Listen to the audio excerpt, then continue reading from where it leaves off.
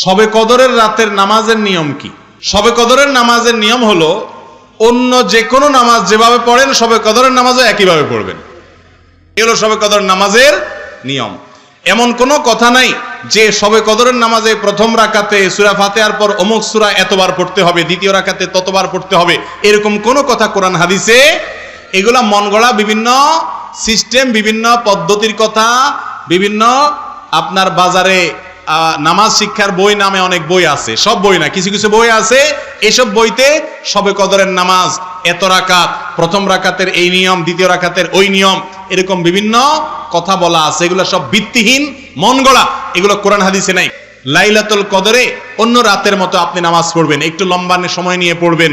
যে কোনো রাতের নামাজ, তাহাজ্জুদের নামাজ লম্বা সময় নিয়ে পড়তে হয়। দীর্ঘ রাকাত, দীর্ঘ রুকু, দীর্ঘ সিজদা, আস্তে আস্তে তেলাওয়াত, আস্তে আস্তে তাসবিহ এবং সময় নিয়ে পড়বেন। দুই রাকাত করে পড়বেন। যে কোনো সূরা দিয়ে পড়তে পারেন, একবার পড়বেন না দুইবার পড়বেন সূরা ফাতিহার পরে সূরা, এটা আপনার ব্যাপার। কোনো সূরা নির্ধারিত না। আপনি লাইলাতুল কদরের একটা জিনিস নির্ধারিত, সেটা হলো একটা দোয়া হাদিসে বর্ণিত হয়েছে। আম্মা জানা আয়েশা রাদিয়াল্লাহু তাআলা আনহাকে নবী করিম সাল্লাল্লাহু আলাইহি ওয়াসাল্লাম শিক্ষা দিয়েছেন, তুমি যদি লাইলাতুল কদর পাও তাহলে দোয়া করবা। কি দোয়া? আল্লাহুম্মা ইন্নাকা আফুউন তুহিব্বুল আফওয়া ফাফু আন্নী। আল্লাহ আপনি ক্ষমাশীল, ক্ষমা করতে ভালোবাসেন, অতএব আমাকে ক্ষমা করে দেন।